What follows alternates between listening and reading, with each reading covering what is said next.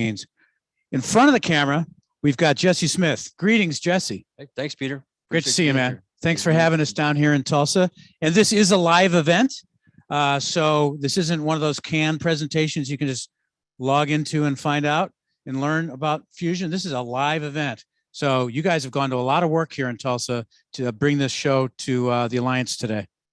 Yeah, we always look forward to working with you and having you here in the tech center. And yeah, we've got some good stuff set up for you today. Yeah, I did my first fusion in this tech center a few years ago. It wasn't with me, was it? Yeah, and no. Well, how long have you been at McElroy? This is in my 8th year now. Yeah, it was a little bit prior to your starting. But anyway, so we have a bunch of machinery lined up here today, and Jesse's going to bring us through the first 5 machines before we get to Chris. And the first machine we're going to look at, Jesse, is the 1-4. And that 1-4 means it does 1 inch to 4 inches. We're not going to spend a lot of time on this one, but we just want to show you what the low end is. This does 1 inches to 4 inches, and you've got some yellow pipe in there. Yeah, so we've got a Pitbull 14 package, some accessories here that I'd like to go over, and I'll mention the pipe first. So we've got some black high density pipe that is yellow striped, and that yellow stripe indicates that it's for gas, natural gas.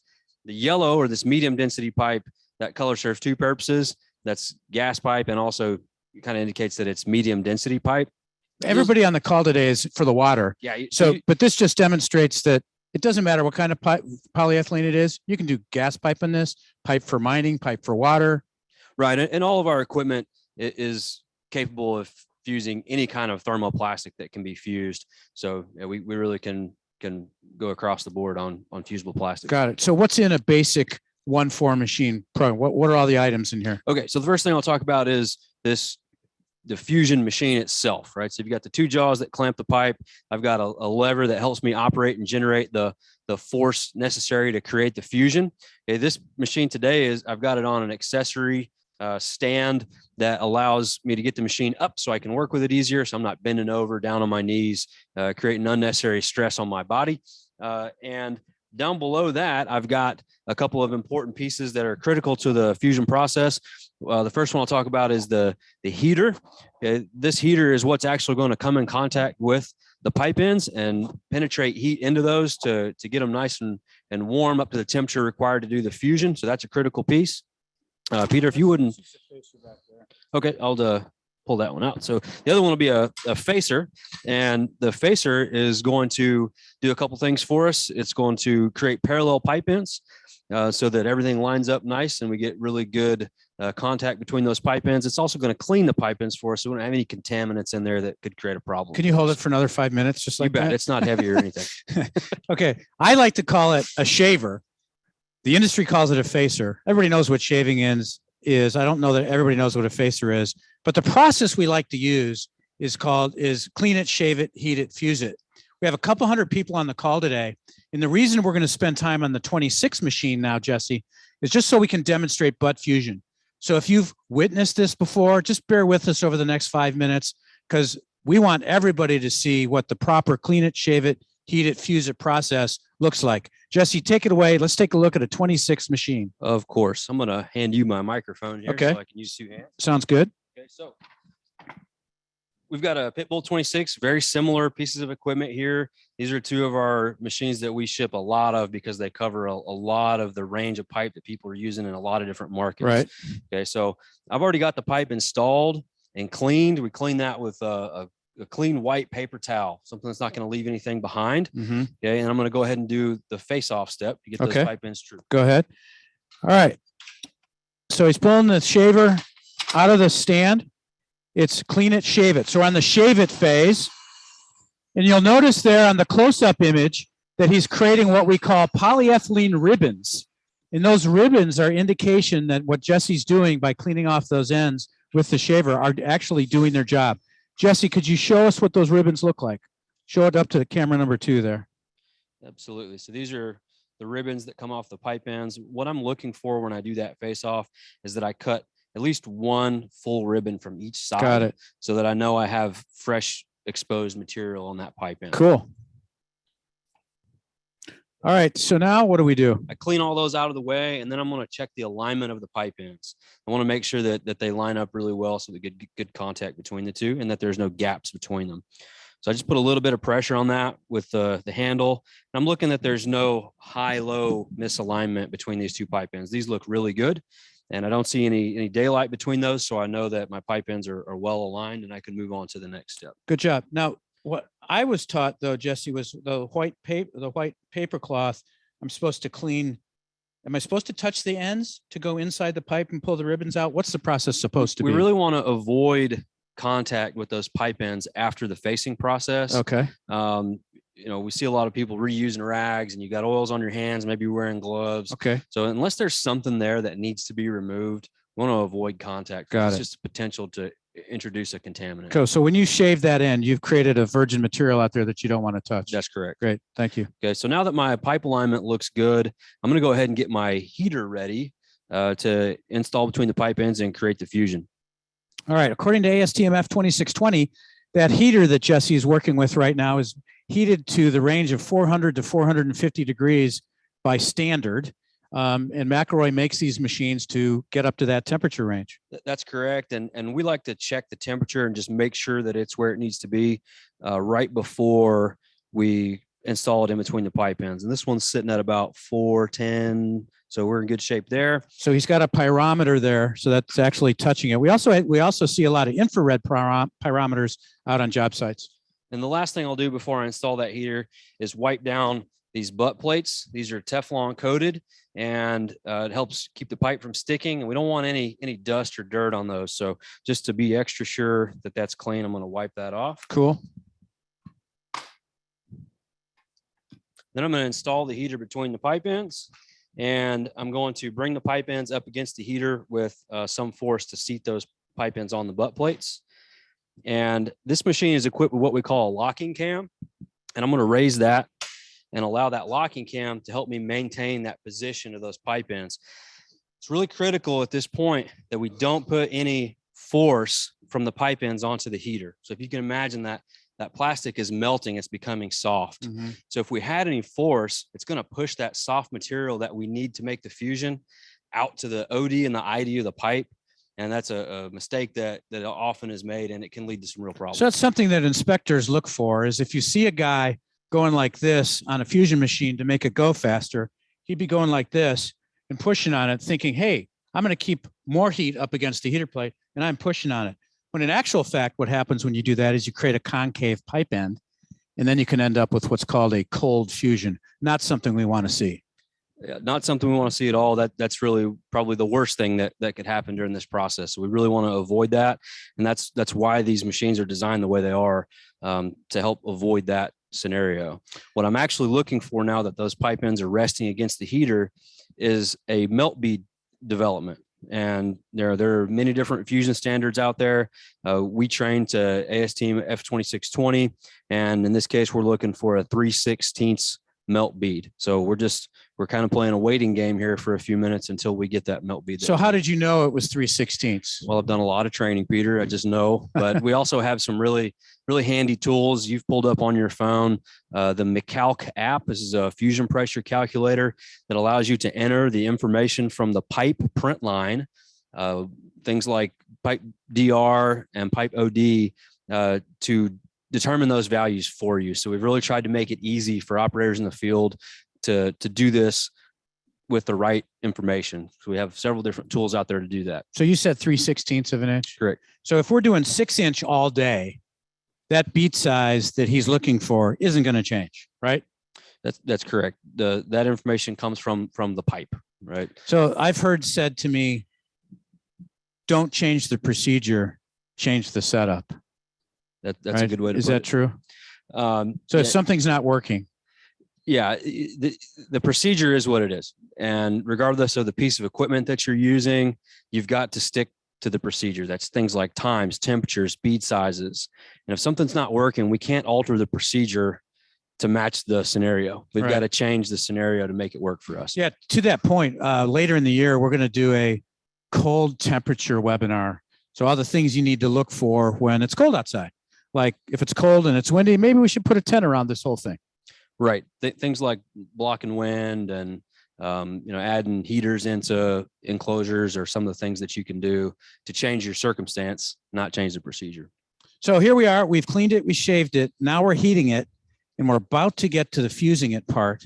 And let's take a look. Let's bring camera 2 in here a little tighter. Let's take a look at the bead size up against that heater plate. And you can see that bead is sort of swelling and starting to grow. Hey, Dan, are we getting And the, what do you we're see the looking bead? for is a width from that butt plate out. Cool. All right. Yeah, just keep that right there. All right. It looks to me that we're right there at the right size. I'll take your mic. So when we get ready to use the pipe, we're going to open. Here's the magic. Here's the magic, folks. And then run those beads together until they completely roll back. I'm going to hold some force on that for a few seconds, and then I'm going to let my locking cam maintain the position of that for me, and our fusion is made. All right, let's take a look at that locking cam, please, right down here. That's this thing. And that is what's holding, no, it's this right here. That's what's holding the 2 pipe ends together while it cools, Jesse. Yeah, that's correct. This knob is interacting with this cam, and it's locked that carriage into position, so the force that I applied is maintained. Yeah, very cool. Clean it, shave it, heat it, fuse it. We did this fusion in what, like 5 minutes on a 6-inch. This is a 6-inch DR17, looks like. Yes. In 5 minutes. But there's a very special process that created that magic of 2 pipe ends being fused together, fully monolithic. And in actual fact, Jesse, you've told me before that fusion is actually stronger than the pipe wall itself. That's the idea. Once the fusion is made, it's as strong as, or oftentimes stronger than the parent material. Very cool. Now that y'all have seen this fusion process, we're going to move on and look at the 28 machine. But I encourage you now to get a hold of Dan Landy, either via Q&A for a question or a chat on a procedural issue if you're having trouble with your audio. Last week on that AMA that we did, we had 72 questions from the audience, plus the questions we answered live. So we encourage these questions and we look forward to. So please don't be bashful in the Q&A. All right, Jesse, let's head over to the 28 machine. Okay, so here we have a rolling 28. Okay, a little bit bigger machine. It's going to be hydraulically operated now. Okay, that's important because as we get larger in pipe sizes, we need more force to create the fusion, and it gets to the point that a human has a very difficult time creating that much force. So we need that hydraulic advantage to help us. So with this rolling 28, we have an electrically powered hydraulic system. It's an electric motor and a pump that is going to generate that hydraulic power for us. Now, that's all connected to the rolling vehicle. And sitting atop that, you have a 4-jaw hydraulic fusion carriage. Now that carriage can come off and go into the ditch. It can go into a 3-jaw configuration to do those in-ditch fusions for you. And we also have a hydraulically operated facer. Works the same way you just saw on the 26 with the electric facer, but it's hydraulically powered. And of course, we have our heater that looks a little bit different, but same operating principle. The thing that I want to point out on this hydraulically operated fusion machine is the control system. So we call this the semi-automatic manifold block. And I want to just do a run through of what all we have here. Okay. This top valve is a directional valve, and that obviously controls the direction that the carriage is moving. We have a closed, neutral, and open position. Okay. This horizontal valve is a selector. And what that does is allows us to select between 3 pressures that we can set up with these pressure reduction valves. That's why we call it semi-automatic. Once I have those set, I can automatically switch between those 3 positions. You know, I know when I was learning how to do this, Jesse, I always had trouble figuring out where I was in the process. But then I finally realized that as you just said, there are 3 different pressures that are needed throughout the fusion process that this thing automates. The first is on the top. It's the facing pressure. It's the pressure we need to face the ends of the pipe or shave the ends of the pipe. The second pressure we need, and it's a different pressure, is the heating pressure. So when that heating plate is up against those pipe ends, that's how I know my selector valve needs to be in the middle. And then finally, that last pressure is the fusing pressure. So after we've heated, we have to fuse.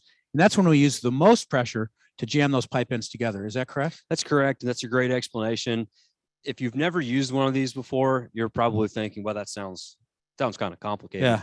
There is a learning curve here. We spend a lot of time training operators how to operate that, because that same control system is on every piece of fusion equipment we've made all the way up through our largest machines. Right. And the beauty of that is once you learn it, you're good. Yeah. You can fuse any pipe on a McElroy machine because they all operate the same way. All right. I'm hearing a question right now from Dan. Dan, thank you. We got a question from Dan in the audience, Jesse, about a generator. Looks like it's got a lot of electric equipment. What kind of generator do we need? Okay. You do need a generator to run this and any of our equipment that's going to have, you're always going to have heater, right, at minimum. So we need a generator to run that. We like to have clean power and a dedicated power source. What I mean by that is a properly sized generator and not a welder, essentially, right? You know, a lot of welders have power outlets that you can plug into. There's sometimes some frequency issues with that, and it can create some issues for you. So a dedicated generator of the proper size. All of our distributors that rent and sell can help you size a generator. Of course, you can always reach out to us for that as well. Okay, so this, can we take a look at the heater plate? We got a question that just came in on the heater plate. This is a heater plate. It looks a little bit different than the last one we looked at, Jesse, because I guess it needs to be larger. But how long do they last? And if I'm an operator and I bought one of these machines, what do I need to look for to know that it's dying? The how long question is really about how well you take care of it. Okay. You know, this Teflon coating, this green colored coating that's on the butt plates is really important to the process to keep the pipe from sticking to the bare aluminum. So when I'm looking at when do I need to replace or repair a heater, that's the primary thing I'm looking at is those butt plates. Now, if you're not using this heater bag and stand to keep that protected, or if you're letting that get real dirty and there's dirt and rocks and debris and stuff in there, if you're throwing these in the back of the truck without any kind of protection, they're not going to last very long. You know, Jesse, I've seen a lot of guys take time to clean the outside, clean the OD of this, you know, heater plate. I mean, I wouldn't put it on the tire. I see guys putting it up here. They do a really good job of cleaning that, but they don't clean the bag. That's correct. This often gets overlooked, and I'll tip this up so the camera can see down in there. This one we only use in our training center, and even it's got a little bit of dirt in it. So when these are used in the field and you're in and out of mud holes and down in the trench, they collect a lot of dirt and debris, and it's something you need to pay attention to. Every time you put that heater back in there, you're adding a contaminant potentially to those butt plates. I noticed we have a facer here as well, and this time the facer is connected to the machine, and it was not connected on the two manual machines we looked at. That's correct. So it's hydraulically operated. Works the exact same way. You just have an on and off valve instead of a switch. And you know, the bigger you get in terms of pipe diameter, the larger that facer is going to be. You're going to see a 36-inch facer in a little bit. They get so heavy that you just can't ideally operate those by hand. So you need something to help you out. And the last thing, you know, we have pipe in here. We've got a 4-jaw machine. We've got blue water pipe in here for the demonstration, but I also see that you have a data logger on here. That's correct. And the data logger is a tool that helps us document the fusion process. Doesn't control the 28, but it does let the operator coach the operator through the process. And it also documents pressure over time so that an inspector can look at that and say, yes, this process was followed properly or not. You know, I don't know, because I really wasn't listening to Dan in the opening remarks, but one of the things that we offer you, the engineers and the owners, is access to the engineering package for free. One of the things that we include in that engineering package is what we call our model specification program. And we're about to release another updated set in September of this year. But we've been writing, Jesse, into these model specs, the data logger, as a required element for a current day specification. Hopefully you're seeing some sales as a result of it. But importantly, from my standpoint, Jesse, I want owners and inspectors to know that the data logger is observing construction even when the inspectors aren't physically present. Yeah, that's true. And you're right. We're seeing more and more job specifications requiring a data logger for that reason. Mm-hmm. It really helps give the owner of the equipment, the contractor, the owner of the pipeline, that extra level of confidence that their product was installed properly. So please send Dan Landy an email at dlandy, Landy, @pepipe.org, and ask for a copy of that engineer's package. Also, I want to relay, we get a ton of emails from people saying, hey, I didn't get my PDHs. That's because you didn't ask for them. We have hundreds of people on this call, and we just don't create a PDH for everybody. You got to ask for it. So send Dan Landy an email and ask for it. The last thing I want to talk about this is, we talked briefly, Jesse, about the manifold area here of this machine. And as we get to the I-series with your colleague, Chris, I noticed on that I-series that we no longer have this manifold block. Yeah, so that's going to be a little bit of a departure, and it's something that we're really excited about, obviously, just as a new product. But it's also a new way for the operator to interface with the equipment, where they actually are going to use the data logger and the Fusion Guide control system to ensure that that process is followed correctly, so they really can't deviate from it. We want to take some of the human error element out of some of these steps that we have to train operators on. All right, we need to move on to kind of the next gen Fusion machine, but I also want to mention that this jaw, which jaw is it that comes off? It's that one, isn't it? Yeah, let me back. So if you wanted to fuse a elbow or a T onto a pipe string, Jesse, how does that work? There's two ways to take this Fusion carriage off and go off vehicle or in ditch. One is in a 4-jaw configuration, where everything from jaw to jaw comes off the vehicle. Yep. An extension hose kit goes between, and you can work in the ditch. The other way is a 3-jaw, to where you only have a single fixed jaw, 2 movable jaws. With this piece of equipment, that's the smallest configuration that we can get it into. Okay, but why would I need to remove a jaw? What's my problem I'm solving? Well, oftentimes you have a fitting, a T, something of that nature that you need to be kind of right where that jaw is. And removing that jaw allows you the space to get that in there. The other thing would be when I have to go down into a tight spot in the ditch, I need to do that final tie-in.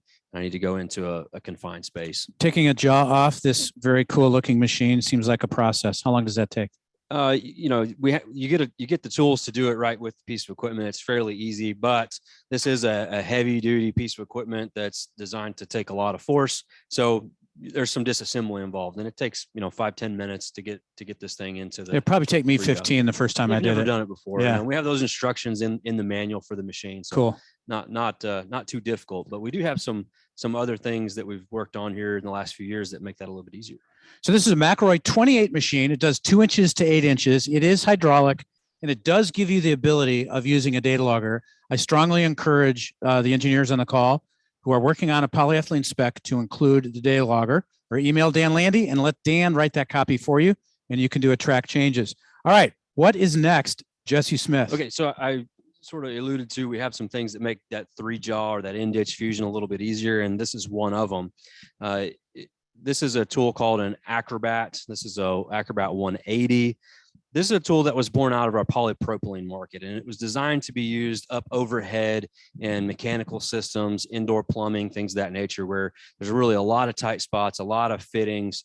So it needed to be very versatile. Peter's got an example of what some of that polypropylene pipe looks like. So this is inside the building? Most often, yes. Inside the building for things like mechanical systems, indoor plumbing, things of that nature. And it works in the same exact principle as these other fusion machines that we've looked at use, which is a hydraulic manifold block. In this case, it's electronic, though, where we have switches to do the controls. But the carriage is much lighter weight. It's built so that it is easy to move around and get into tight spots. And I wanted to show just how easy that is to take this off into a 3-jaw configuration. Here, let me help you. Thank you, sir. I'm going to remove the pipe from the machine. And all we have to do is just pins in. Gosh, that is so easy. I'm into a 3-jaw configuration that weighs about a little over 20 pounds. I've got 25 feet of hydraulic hoses here, so I can get this down into the ditch very easily. And because this is such a tight, compact package, we can get it up very close to vaults and other fittings where we may have been limited to electrofusion. Now we have some other options. Yeah, I get a lot of questions, or I say my team does, Jesse, about how do I do a butt fusion for a tie-in? And, as easy as you've made it with the 28 machine, maybe your contractors ought to rent one of these Acrobats, because it's quite a lot easier. It doesn't require as much heavy equipment to lift it. You don't need a longer boom on a crane or an excavator bucket or whatever, right, to carry that heavy chassis down into the machine, to the Right. trench. And you can get away with a smaller generator because the HPU is powered off of a single generator. Your heater and facer plug directly into that HPU, so you don't have the same power requirement. The other thing that I want to have everybody consider with one of these is the force limitation, right? Because doing a tie-in, oftentimes you're pulling a lot of pipe, it's heavy. You need to make sure that that tie-in you're doing is going to be fused at a force that this HPU can handle. It's about 850 PSI. Use our Acrobat selection tool on our website to help you with that. So we just got a question in that Dan just sent me through my earpiece, and that is, can we butt fuse an MJ onto the pipe end in the trench with this machine? You can butt fuse anywhere that you have about 4 inches of pup length from a fitting or any kind of mechanical connection. So the answer is this yes. is ideal for that. Yeah, the answer is yes. Great question. Thank you for asking these questions. I've got one final question for you, and that is, I notice, we have a 14 machine, a 26 machine, a 28 machine, yet here it's a 180. Right. Why the different naming convention? So again, this was born out of the polypropylene industry, Okay. where that pipe is all metric sized. Right. So we use metric sizing. The 180 is the same size that the Pitbull 2.6 is. So anything a Pitbull 2.6 confuse, this confuse as well. We also have a 250 and a 315 Acrobat, which will handle that 10 and 12-inch pipe sizes. Okay. So basically it's do your metric conversions and you can figure out what your inch diameters are. Exactly. Now, if people wanted to buy these machines or rent them, what kind of network? You're not selling direct. So what kind of network do you have, and who do we talk to? The best place to start to find a place to purchase or rent equipment is going to be the distributor locator on our website. You can enter your location, country, and state, and it's going to provide you a list of McElroy channel partners closest to you. These are professionals that do this very well, and they'll help set you up with the right equipment for. And you've for your trained needs. a lot of them. Yep. Like, for example, Dan talked about Core and Main. They're on the call today, a lot of them.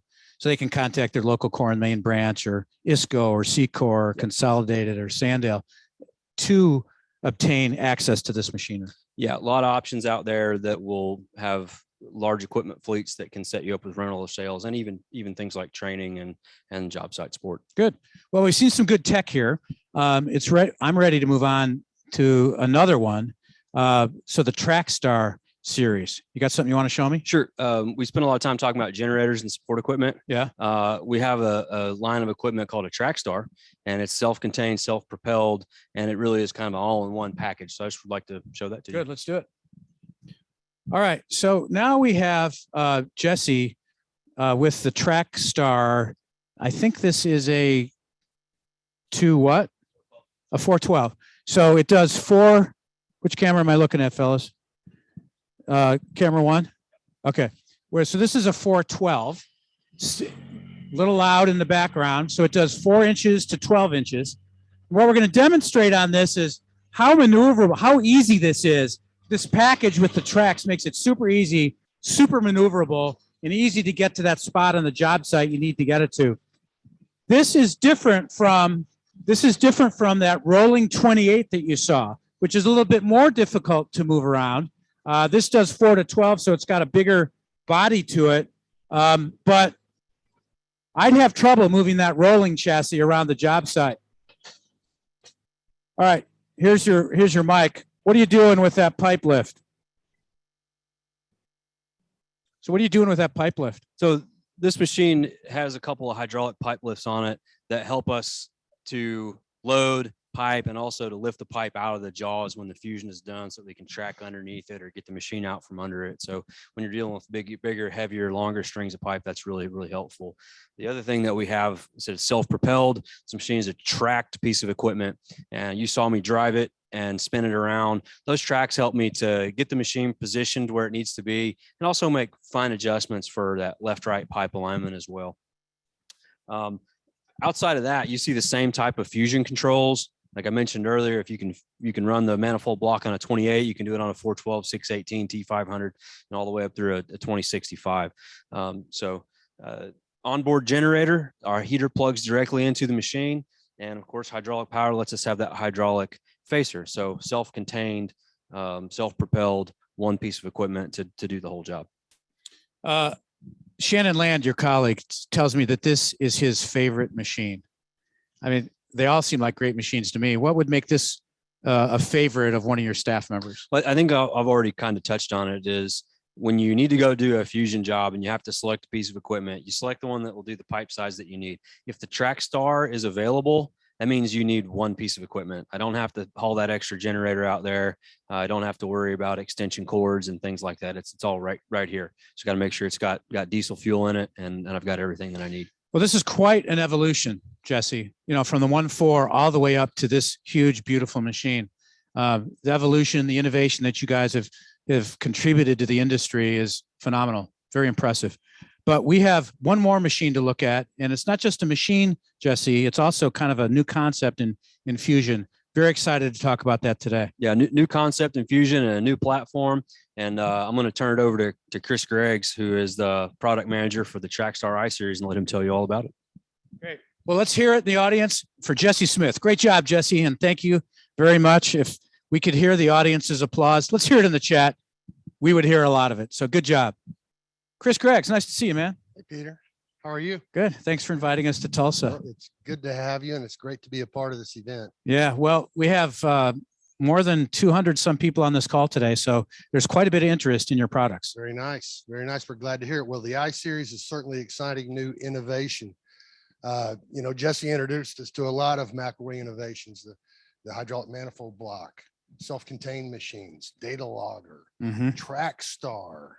And the I-Series technology really integrates a lot of that. It takes that Trackstar platform that's so popular in the field and integrates the intelligence of the data logger to produce the I-Series platform. So at lunch, Chris and I were talking about the evolution from the rolling machines to the Trackstar machines. And you guys told me that it used to be 90% of your machines were rolling and 10 were track. Things have changed. Things have changed. You can almost flip that now. So most of the machines are tracks, huh? Yeah, Trackstar is very popular. Crazy. And another thing which I find fascinating about the I-Series is, I remember talking to one of your colleagues about it, and they said, "Oh yeah, it's the I-Series." Like, well, what the heck does the I stand for? What does it stand for? Yeah, well, you can think of the I as intelligent or integrated. With the Data Logger 6, actually, we had this concept of guided workflow that we became familiar with. And with the advent of the Data Logger 7, we were able to take that intelligence really to the next level by integrating it into the Trackstar line and giving us an interface there that really differentiates this product from any other fusion machine in the world. Okay, so I stands for intelligence. This is the data logger. It's the same machine, or is it a different machine that we saw on that rolling 28? That's the exact same data logger on an I-Series fusion machine. And when you connect the Data Logger 7 to the I-Series machine, the I-Series intelligence just wakes up and it works. It identifies that it's on an I-Series machine. It knows exactly which machine it's on, and it gives us access to that fusion guide control system, which is really at the heart of the I-Series interface. Well, we have about half an hour left in the show, and we have, we could spend an hour on the data logger itself, but in March, we're going to be spending another 75 minutes just on the data logger and workflow technology. So we don't need to go too deep into that today, but obviously we need to understand it if we're going to understand the I-Series. Right. Well, I mentioned fusion guide control system. Okay. The data logger brings this guided workflow, walks the operator through the process. But the fusion guide control system delivers for us 3 levels of operator interaction. There's level 1, level 2, level 3. Level 1 is fully manual operation, where the operator is in control of the actions of the machine by activating paddle levers or keypads, as well as the times associated with each of those processes that Jesse walked us through in butt fusing pipe. Level 2, we call enhanced guided workflow. That ups the level of automation a little bit, but still requires some operator input. So in level 2, the operator decides when a certain action will take place. And with the touch of a button on that touch screen, the data logger will perform that function for the operator. Okay. Got a the question. The operator decides when the machine performs the function for you. And that's level 2, That's level 2. but there's a level 3. There's level 3 also.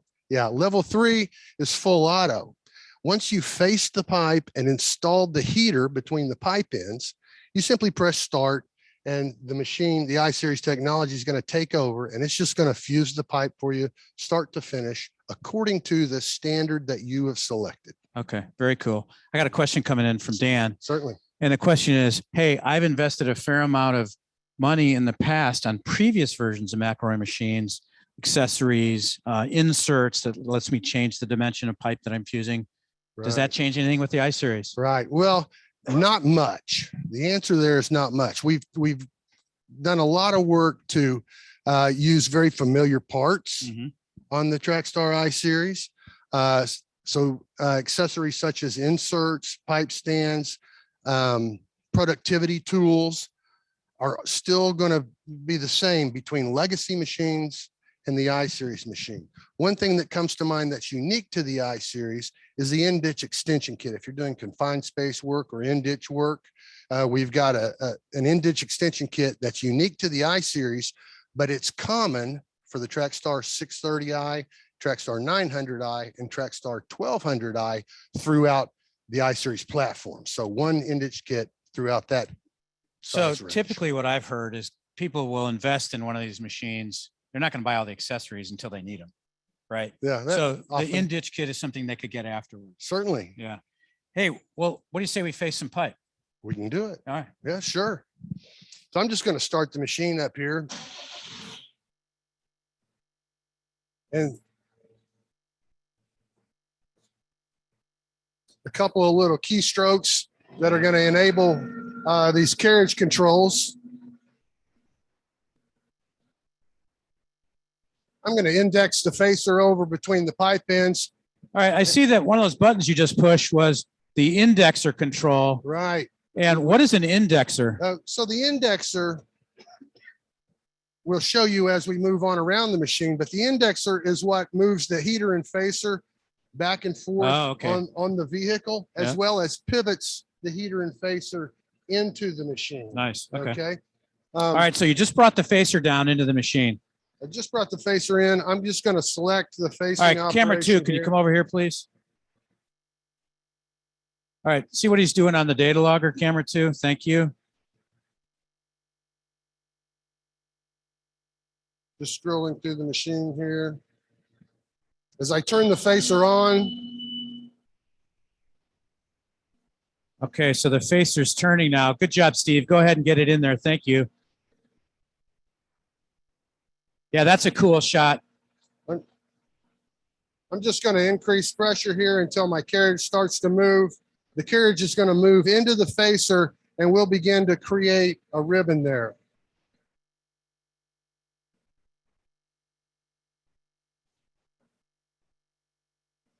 Yeah, okay, so now we can see the ribbons coming off. So we saw ribbons earlier, Chris, on the other machine that we were on. Now there's just more of them here. Right. So we're doing the same basic thing. We want to get one complete revolution all the way around. And then we'll turn that facer off.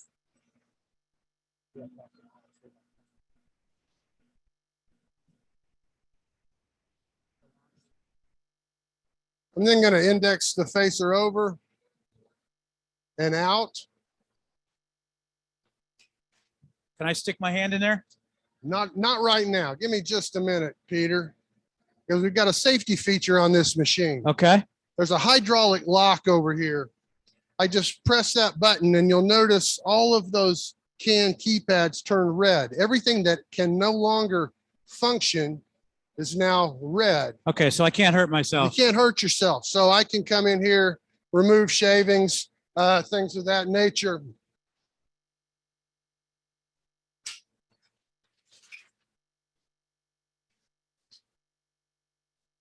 And so this is what a ribbon looks like on, what is this, a 36 inch? That's the big stuff. That's 36 inch 11. So this is 36 inch DR11. So that's like a 3.2 inch wall thickness.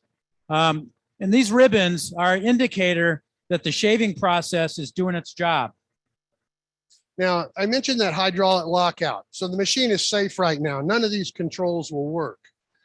So I can't, to deactivate the hydraulic lock, I can't just tap the button. Okay. So I won't have an incidental disengagement of the hydraulic lock. I have to intentionally hold down that button until I see these lights turn colors. Once the lights turn colors, you'll notice motion in these lights, okay? That's telling me it's calling for action from me as the operator. And what I do at this point is I tell it the current state, okay? I tell it the jaw is closed and clamped. That clears this up. These controls are now active. Okay. Same on this side, I'm closed and clamped. I can now operate the carriage freely. All right. So have you checked to make sure all the ribbons are out of there? I took a quick look, Peter, and we look like we're in good shape. I'm going to close it up and just take a look at the quality of my face-off. So you're going to check for highs and lows? Yeah, I see what kind of alignment I'm getting there. Wow. This thing really does a nice job. I mean, it's perfect. with the face-off. Yeah, it's quite good. And you can, one, that didn't take very long. Two, I didn't need a high degree of skill. And the result is just fantastic. Yeah, that's pretty impressive. So you've got each piece of pipe has been faced off. It's directly opposite one another. So you're preparing it for fusion. Right. I've told the machine what pipe diameter. Yeah, let's take a look on camera too. Let's take a look at this screen. If you look at this. So just like if a normal data logger operation, I'm going to tell the machine or the data logger what pipe diameter, SDR, and standard I'm fusing with, okay? And on the manifold block design machines, you would then, the operator would set the values for those various functions, the hydraulic values for those various Yeah, so functions. that was three different pressures That's the three I was pressures talking on about. that manifold block. That's exactly right. There's one more component of that, which is drag. Okay, so there's drag, and with the I-Series machine, it's going to measure drag for you. If you don't Okay, mind, so drag for our audience is, imagine there was a 600-foot pipe string going out that way. And when Chris is operating this machine, he's got to pull that pipe string into the fusion zone. That's drag. Yeah, we've got to overcome that resistance and add to that force whatever's required to create fusion. Pretty basic concept, but pretty important. Yeah, basic concept. One that for a newer user, though, is a little harder to grasp. But on the I-Series machine, I can simply touch a button here that says measure drag. Let's do it. Let's see what happens. It's going to measure drag for me. I hit measure drag. It's saying confirm the action because it's about to move without me doing anything. So Okay. it says, are you sure you want to do that? All right. Yes. I say, yes, I am. You'll hear an audible tone, Peter.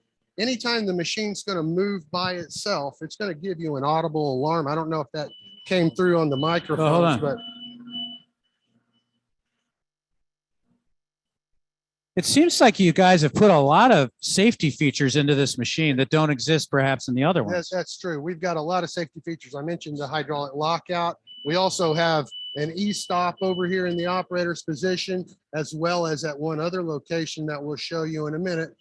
And there's collision avoidance built into this machine as well, which we consider both a safety and productivity feature because it's going to keep us operating with confidence, and I'm not going to have the incidental slip up, that can create damage in the machine. It gives us more uptime. Sure. So it looks like it calculated 36 PSI. Calculated 36 PSI for us. That's correct. But if I had that 600 feet of 36 inch, what would a drag pressure be for that? Oh, it could be several hundred pounds. It could be hundreds of pounds, depending on the job setup and the types of productivity tools that you happen to be using. What do you mean by job setup? Well, am I using low profile rollers? Am I using proper pipe stands? Okay. Have I taken care to, perhaps if the string is really long, snake the pipe to give myself a little bit of slack near the machine so that carriage can freely move back and forth? Okay, so one of the things that we've been very proud of in the industry, Chris, is that we don't need as many people on a job site and we don't need as much equipment on the job site. When we say that, we're talking about large Caterpillar tractors and cranes and excavators and buckets.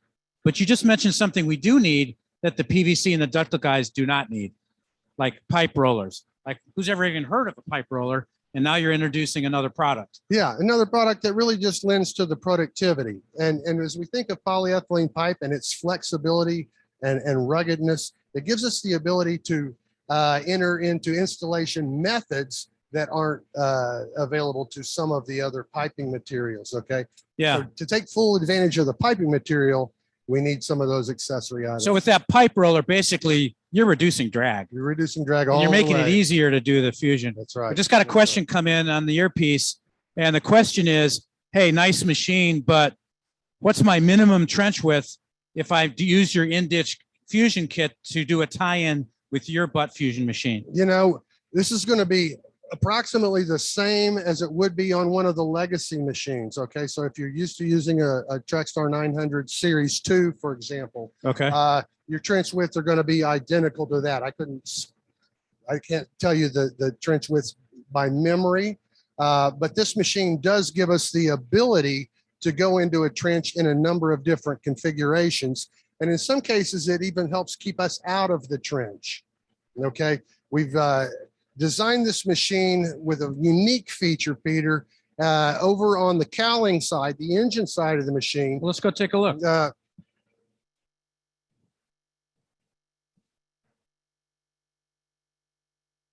On the engine side of the machine, you see something that's very different here. And that's this low section Okay. here.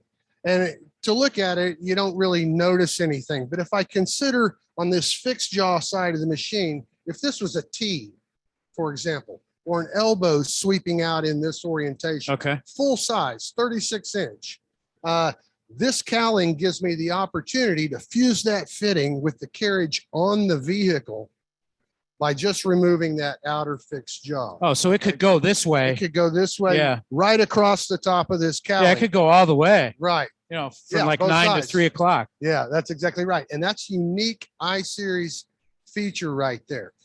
On this machine, we can also go into the ditch with the 4-jaw carriage, which would include this indexing carriage, which you can kind of get a little better feel for from this angle with the heater and the facer back here.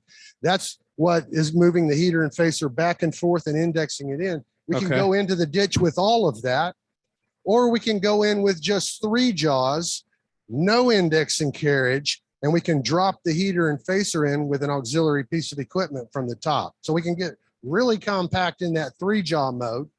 If we've got a little more space, we can go in with 4 jaws and the indexing carriage, or we may be able to avoid that in-ditch work altogether with fittings if we can accommodate them over the cowling. One of the things that I like about what you're explaining to us, Chris, is that you're giving contractors and owners the ability to use butt fusion more and more Yeah. Sure. as a solution. So if you have experienced contractors that know how to use this machinery and they've been trained properly, they can perform the tie-ins, put in the T's, put in the 3 and 5 segment elbows relatively easily. And this machine gives them the flexibility to choose the setup that best suits their needs, not necessarily have the job site dictate or demand the installation method, if you will. You've Right. got flexibility built in here. So earlier you showed me this screen. It's pretty interesting. Here, I Yeah. thought the data logger was running this machine, when in actual fact, it looks like you've got your own little Tesla screen here. Yeah, it's almost is a Tesla screen, Peter. Yeah. This is the vehicle control panel. Okay. Think of this as the dashboard of your truck or your Tesla. Okay. It's I don't that have a Tesla. smart. It's that smart. Okay. Okay. This is where the operator can gauge all of the vital functions of the machine, whether it's engine output, fuel consumption, fuel levels, fluid levels, temperatures, things of that nature. I can fully customize this for language, for pressure. I can scroll through and see different functions related to the engine or hydraulics.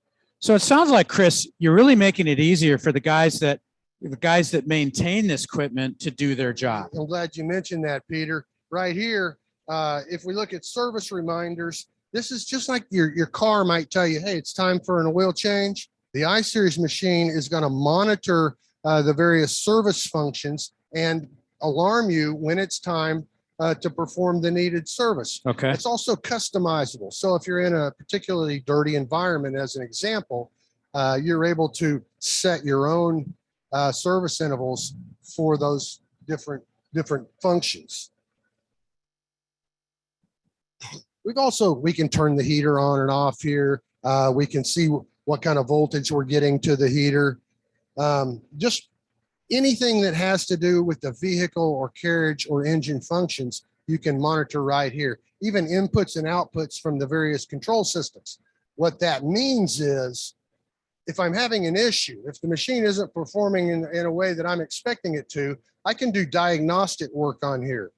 Better yet, the machine will throw a fault if something's not working properly, and it'll give you a fault code. Like you might have to go to your mechanic if it was your vehicle, they would read a fault code for Sure. you. Okay. Yeah. This is going to give you a fault code, but it'll also tell you in plain English what that means. It'll read the fault for you.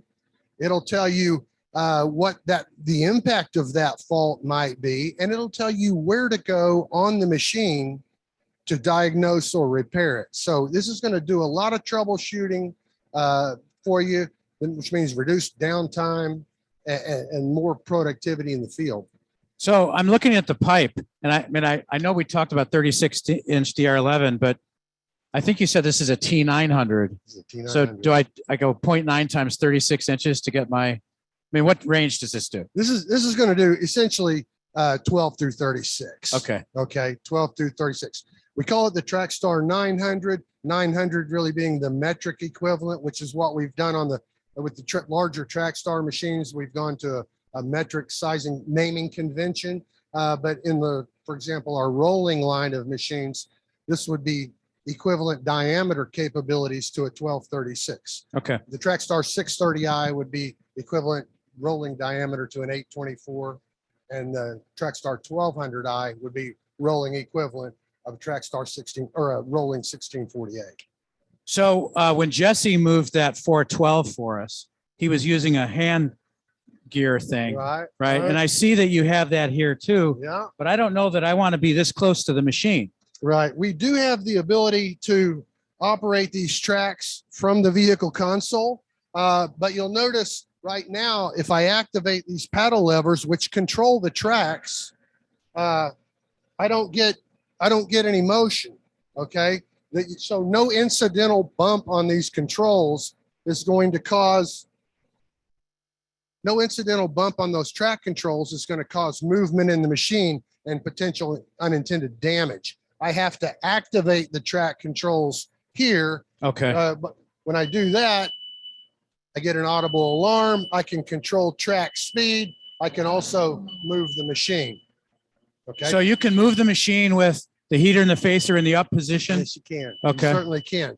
And if I don't touch these controls, you're going to hear that alarm go off. They will go inactive. Okay. So I don't have to remember to deactivate the control. Cool. If I just don't use it, they're no longer active. All right. So how do I operate it if I don't want to stand here and hurt Well, myself? that's even better. We have a really neat remote control here. Super easy to use. If somebody's used to one of our Series 2 machines, for example, I just turned it on. I'm going to connect it. You hear the audible alarm. I can now move the machine around. Mhm. Okay. It's as easy as that. And if you've ever used one of these remotes, they're battery powered. Okay. Which is really convenient. I'm Right. untethered. I'm able to stand away from the machine far enough that I can see, any potential obstacles that may be in my path, but it's only good if the battery has a charge. Sure. To it. And the I-Series machine, we've thought of that. And inside the vehicle cabinet here, we actually supply a battery charger and spare battery right here. So if my battery runs out in my remote, I simply pop out the auxiliary battery that's fully charged, pop it in, and I'm right back in business. Well, this is a great job. I mean, what a great tour. Let's go over to the other side. I got a couple more questions Sure. for you, Chris. The first question I have, we just got in from Dan, is, what's the life expectancy of a facer on a big machine like this? I mean, it's working all week long. I'm fusing big pipe for a couple months. How long do I expect my facer to last, or the blades, whatever? Well, the facer blades will last a long, long time. Okay. And really, the life expectancy of them is dependent on the care that you give to them. Okay. There are grease zerks on that facer. So you want to grease the facer from time to time. But the biggest potential hazard to a facer blade is not cleaning the pipe well before you load it into the machine and having an embedded rock or some debris. Hey, can we get camera 2 up there to get a close up of those facer blades that Chris is talking about? Yeah, it's right. You got to go It's around. right on the side of the You machine. got to go around to get it from this over here. angle. You can see those long blades. And with polyethylene pipe, it's not as much that we're going to dull those blades as it is we're potentially going to damage the blades. Yeah. So now you can see on the screen what a facer blade looks like. Now, if I'm a mechanic, do I take those off and put a new set on and go get them sharpened? I mean, how does that work? Well, you don't sharpen them. You can replace them, or oftentimes you can simply take the blades from one side of the blade holder and move them over to the other side, which would expose a new, fresh cleaning cutting surface to that same pipe diameter. So it essentially flips the blade over. Cool. Great question, Dan. Keep them coming. I love that. I got another one in from Dan, Chris, and it's a really common question, but I love it. It's like, okay, great machine, nice tech, but really, do I need to make the job of my tech that much easier? I mean, why should I buy a machine like this? Why do I need this technology? That is a good question. With higher levels of technology comes simplicity. Higher level technology isn't always more complex. And this industry, like most industries, struggles with how to attract new young talent to the trade, Sure. how to get them trained and operating at a very high level faster. And then how do we retain those people through the years? And if you look around, some of this technology, think of the younger workforce, they're used to all this. They expect this. And if you look inside the cab of any modern excavator, this is exactly the kind of control systems and technology that you're going to see today. Yeah, it's kind of the new standard. Okay. I would look at it, in a similar way, Chris, as I would look at, let's say there are 5,000 fusion techs that work in the municipal water market in the United States. Right. Let's just say that's true. Right. Do you really think that all 5,000 of them have a high level of understanding of what they're doing? Right. I mean, probably not. Probably not. And if we had Jesse in here, being a McElroy University instructor, well, he's teaching fusion technicians all the time, both new and veteran.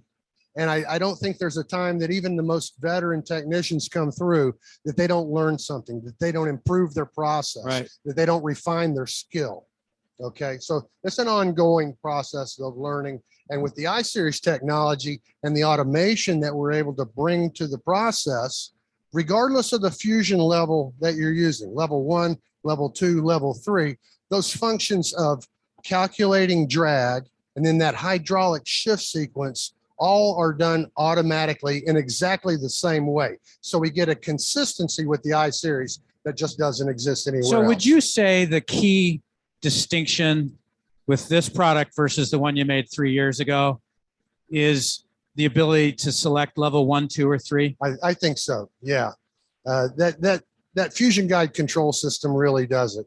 I mentioned level 2, the operator determines when a function will happen. The machine performs the function for them. That would lend itself to standards, for example, where the standard requires operator input. For example, have I achieved the proper bead size? Yeah. Yes or no. It's a touch of a button then, and then the next operation is performed. Level 3, full automation. Once I've faced the pipe and installed the heater, I press start and the machine takes over and it fuses the pipe completely automatically, which frees that operator up to gain some productivity on site by taking on other aspects of a successful installation. Where's my next cut going to be? Is that fitting that I'm going to need here on site? Is my excavator ready to make the next pull? Okay. What are my helpers doing? Where do I need them placed? Is the ditch, Sure. do I have the accessory that I need? They can see to all those other aspects of a successful, productive job site while the machine is taking care of some of the more mundane activities. So Dan, I want to ask you, have you asked a poll question yet? Yeah, Okay. if I could take them through a little automation, I'd love to show that Yeah, off. let's But do that. we faced the pipe. We've calculated drag. I want to do a little simulation here in a half a minute. That's going to show you. Yeah, we've got time. Okay. Yeah, we've got 10 I'm minutes ready. left. I'm ready to start fusion here. Okay. I've calculated drag. The intelligence of the I series has preset all of the All right, pressures talk for to the me. camera for a second. I'm going to go talk to Dan for a minute. Yeah. So the intelligence of the I series has preset all the pressures for me. I'm just going to open this carriage up. And once I face the pipe, I insert the heater between the pipe ends, and I happen to be in level 2 here. I'm in level 2, which means this is enhanced guided workflow. And I'm going to tell the machine when to perform a certain function. Then the machine's going to perform that function for me. My heater is not hot, Peter, so we're not going to have an actual melt bead formation. But when I touch start on this screen, it'll give me the confirmation key over here. It's flashing. Am I sure I want to start this fusion? Yes, I am. I press that. Now, as the operator, I have to tell it when to perform a function. I'm being cued here to start bead up. I press start bead up and again, confirm that. We'll hear a little audible alarm and that carriage is going to close on the heater without me doing anything at all. Okay. Okay, so we're getting a bunch of questions on large diameter operations, including Mhm. fusion. Mhm. How do I move this pipe around on the job site to get it situated properly into the carriage? Well, typically you're going to have an excavator or some auxiliary pipe handling equipment. We Mhm. also have accessories Like the pipe stand like there? the pipe stands or the MegaMac poly horse that you Okay. can preload pipe on. Yeah, let's make sure we got camera 2 looking at the pipe stand. But So that's something we're going to talk a little bit more about, Chris, in a couple of months in the April show. sure. But so the poly horse, for example, would help handle that pipe into the machine. But many people use excavators, telehandlers, things Okay. of that nature to safely load pipe in the machine. At this point, Peter, we're in the beat up phase, and the data logger's prompting me. Remember, enhanced guided workflow. Down here. It's gonna prompt me. Do I want to start the soak? I press start soak.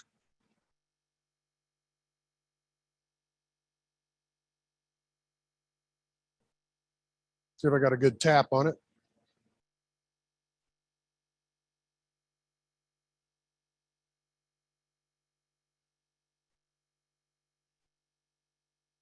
Come on, baby.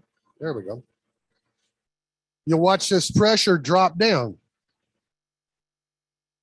So we're now in the heat soak phase. Okay.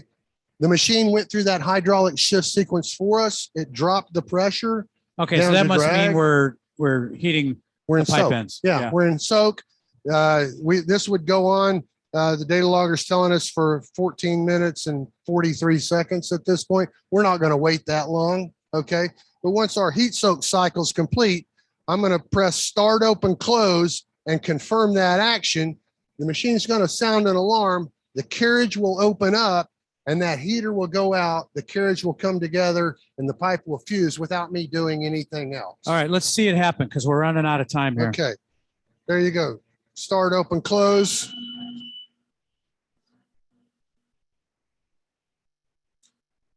The heater pivots out.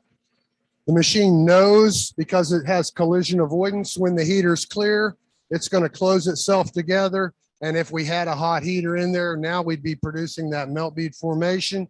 And we're now in our cool phase at the proper temperature, at the proper pressure, and for the proper time according to the standard. Chris, that's been a fantastic explanation. You know, at the Alliance, we're helping civil engineers right now on 3 different 48-inch DR11 projects. So this is 36-inch DR11. What machine would I use for a 48-inch DR11? For a 48-inch DR11, I'd go to the Trackstar 1200i. Okay. Okay. So that does 36-inch times another 0.2. That's 1.2 meters. So that's like 42 inches. Yeah. Well, What- 48. Goes up to 48. Okay. Yeah. Goes up to 48. 16, essentially 16 through 48. Okay.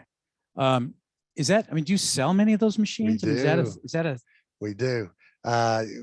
We're selling the I-Series machines throughout the range, 630i, 900i, and 1200i. But you would be amazed how many of those large diameter machines are out in the field. okay. So the link to our customers, the end users, the utilities are the distributors, the Core & Mains and the ISCOs, C-Core, Consolidated, et cetera, right? They're the key to it all. How is their acceptance been of not only the new machines, but the technology? Yeah, it's been overwhelming. And it's been such a pleasure to be a part of this introduction of the technology. I was the product manager for the original Trackstar 500, the first Trackstar in the line. Okay. That was 25 years ago. Okay. And Okay, how far you've come. to have seen the impact of that technology on the industry through those 25 years has just been fantastic. Now to be back in front of those people with the I-Series technology and to watch them as we introduce it, you see them go from, I don't know, I don't know what I think about this, to this is about the coolest thing I've ever seen in the fusion world. Well, it is pretty cool. And, I've been party to it for, a little over 10 years now. And the advancements you guys have made here at McElroy are pretty impressive. And the reason we wanted to spend so much time getting to know your products, Chris, is because if we don't have butt fusion, we don't have polyethylene pipe systems in the municipal water market. 90% of your fusions are going to be butt fusion. The balance will be electrofusion. And we're going to do another webinar on electrofusion, but you got to understand butt fusion, Chris, if you're going to engage with us on this product and you're going to sell it to your customers. I'm talking to That's the right. civil engineers now. Sure. It's so important. But I would say my thing is the data logger, because this is what gives the assurances to, you with the I-Series, the data logger elevates you even further. It's essential with the I-Series. But for the civil engineers in the audience, this is your inspector in the field when nobody else is looking, and it's still here on the I-Series. That's So I'm right. grateful for that. Yeah, it's still here in the I-Series, taking that technology a step further and guiding that operator through the process efficiently and effectively. Well, I would take level 3 every time. Yeah, I'm not sitting here and watch it. I was going to ask you what's your level. Yeah, my level's 3. Level 3. For I like sure. it. I like it. Because I understand all the steps. I may not remember them at the same time and at the appropriate time, but it will tell me, but I don't have to worry about it. And I can't believe how good the fusion, or well, it wasn't a fusion, it was a face-off, was. It was perfect. Yeah. Yeah. One of the beautiful aspects of the I-Series technology, level 3 specifically, is it's going to produce that fusion joint in exactly the same way every time. Yeah. So, you're going to have consistency like we've never been able to achieve in the polyethylene Yeah, world. if I'm a civil engineer, that's what I want. Yeah. Chris, Simplicity, great job. productivity. It's Yeah, a beautiful thing. cool. Congrats. Great Thank work. you, Peter. All right. Well, that's a wrap. I encourage you, Dan, are you going to have a question? Yeah. So after we hit end, a question is going to come up, and hopefully you all will take another minute or so to answer that question that Dan's put up there on the screen. If you want a PDH, dlandy@pepipe.org, and Dan will take care of that for you. If you have questions for McElroy, Chris, what's your email? Greggs, Greggs, GREGGS @McElroy.com. Perfect. So